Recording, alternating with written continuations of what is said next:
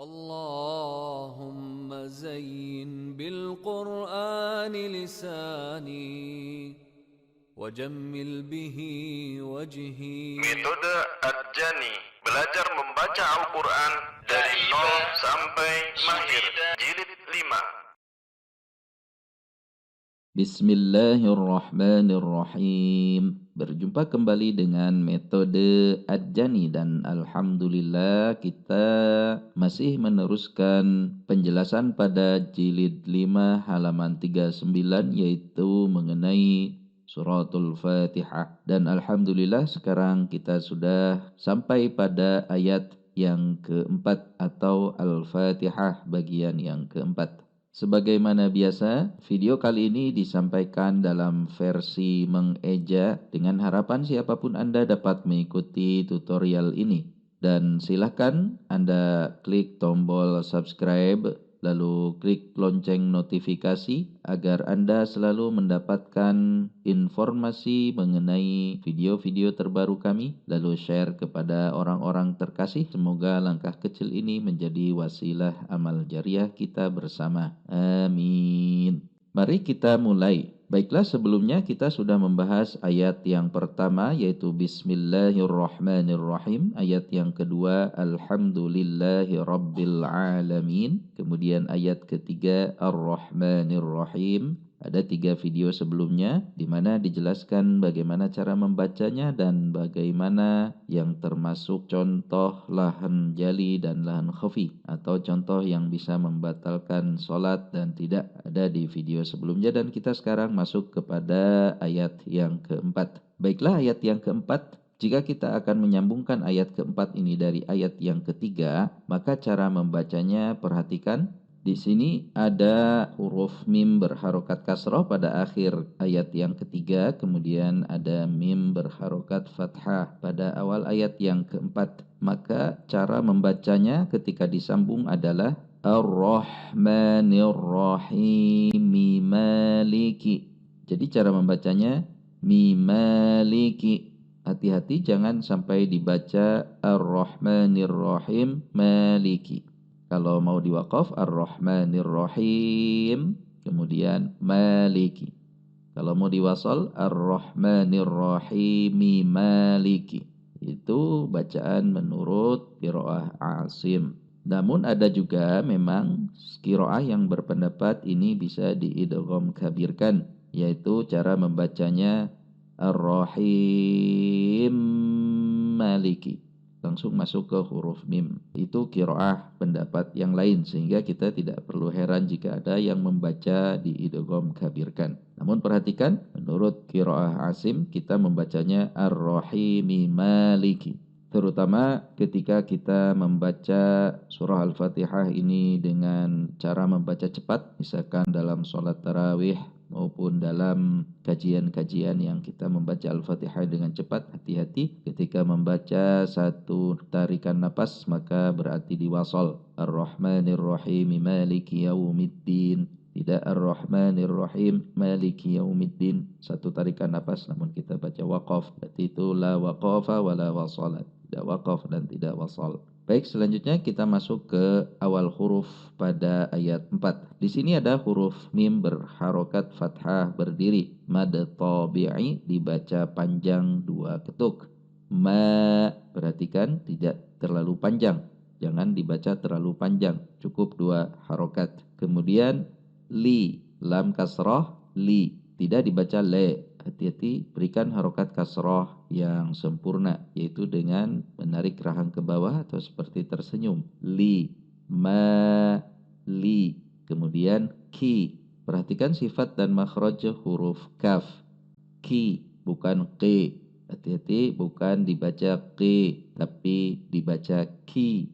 Ki, tidak ki, tapi ki. Huruf kaf ada sedikit dorongan udara saat mengucapkannya. Ki, ki. Jadi kita baca Maliki, Maliki. Perhatikan. Khusus untuk huruf mim, ada pendapat juga yang boleh membaca ma dengan membaca ma saja atau dibaca pendek satu harokat. Sehingga tidak perlu heran ketika huruf mim ini dibaca pendek. Ada yang membacanya dengan pendek karena ada riwayah yang mutawatir yang mengatakan atau membolehkan itu. Namun menurut riwayah Asim ini dibaca 2 harokat, yaitu maliki. Selanjutnya huruf ya fathah, di depannya ada wawu sukun, maka ini dibaca layin. Dibaca layin, perhatikan bukan yawu. Kalau ditulisnya ya sama u nanti yawu, itu tidak layin, namun lebih cocok ditulisnya yaw.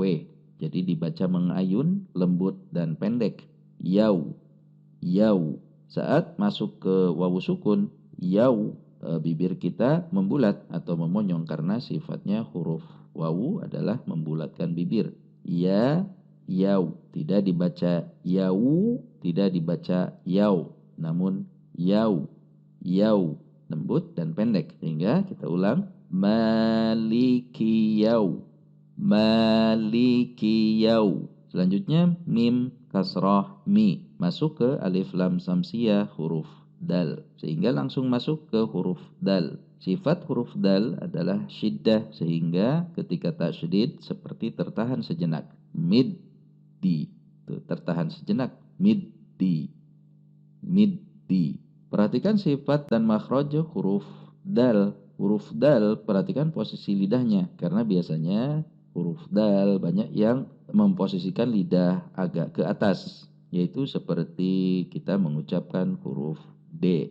Sementara huruf dal itu posisinya atau ujung lidah ada di posisi seperti huruf ta. Jadi untuk latihan mengubahnya dari kebiasaan membaca huruf D adalah dengan mengganti dengan ta terlebih dahulu.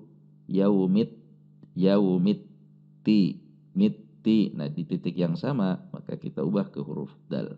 Yaumit di, seperti itu. Perhatikan cara membacanya, karena di sini ada tasydid, maka ini harus ada tekanan. Ketika tekanannya tidak tepat atau tasydidnya terkesan hilang, maka bisa membatalkan Al-Fatihah. Jadi harus ada hentakan. Mid di, kemudian ada berhenti sejenak karena memang sifatnya dari huruf dal.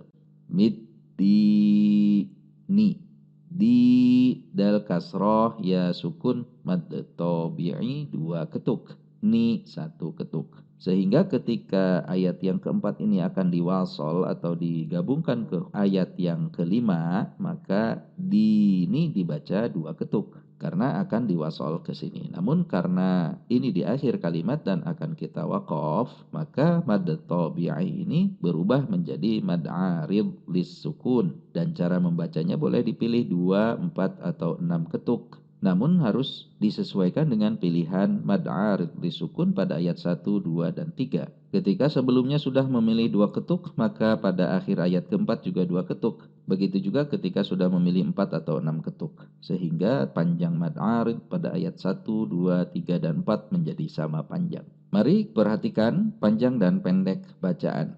Ma, li, ki, yaw, mid, din. Atau bisa dibaca 2 ketuk mad arid li sukunnya, ma, li, ki, yaw, mid, din.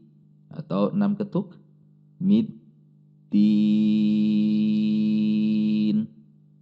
Atau 4 ketuk, mid, din.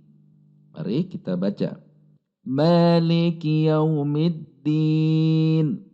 2 ketuk. Maliki yaumiddin. 4 ketuk. Maliki yaumiddin. 6 ketuk. Jadi silakan bisa 2, 4 atau 6 ketuk. Namun harus sesuai dengan panjang mad arid pada ayat 1, 2 dan 3. Mari kita baca sekali lagi. Maliki yaumiddin. Sekarang mari kita perhatikan dan kita simak bacaan Syekh saat membaca ayat ini. Maliki yaumiddin. Maliki yaumiddin. مالك يوم الدين مالك يوم الدين مالك يوم الدين مالك يوم الدين مالك يوم الدين مالك يوم الدين مالك يوم الدين مالك يوم الدين مالك يوم الدين مالك يوم الدين. Baiklah, kita sekarang masuk kepada contoh lahan jali dan lahan khafi. Salah satu contoh yang bisa membatalkan sholat atau membatalkan Al-Fatihah adalah pertama, misalkan kita mengubah makhraj atau huruf kaf menjadi qaf, maliki menjadi maliki, berarti sudah mengubah huruf, mengubah makna. Kemudian yang sering terjadi pada huruf dal, tasydidnya menjadi hilang, yaumid din menjadi yaumidin, maliki yaumidin. Hati-hati, berarti tasydidnya hilang, menghilangkan huruf, membatalkan Al-Fatihah. Selanjutnya ketika di sini ada yang membaca pendek karena ada riwayat yang meriwayatkan bisa dibaca pendek, maka itu tidak membatalkan Al-Fatihah. Selanjutnya contoh lahan khafi.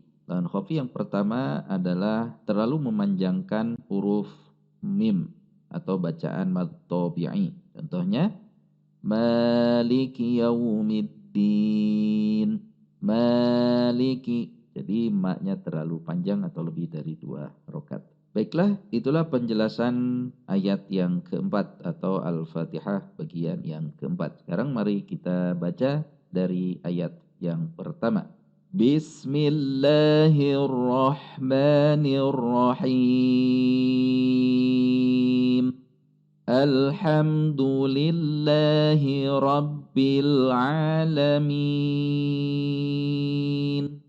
Ar-Rahmanir-Rahim.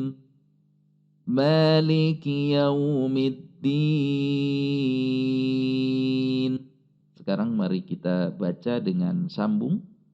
Bismillahirrahmanirrahim. Alhamdulillahi rabbil alamin. Ar-Rahmanir-Rahim. Maliki yaumiddin.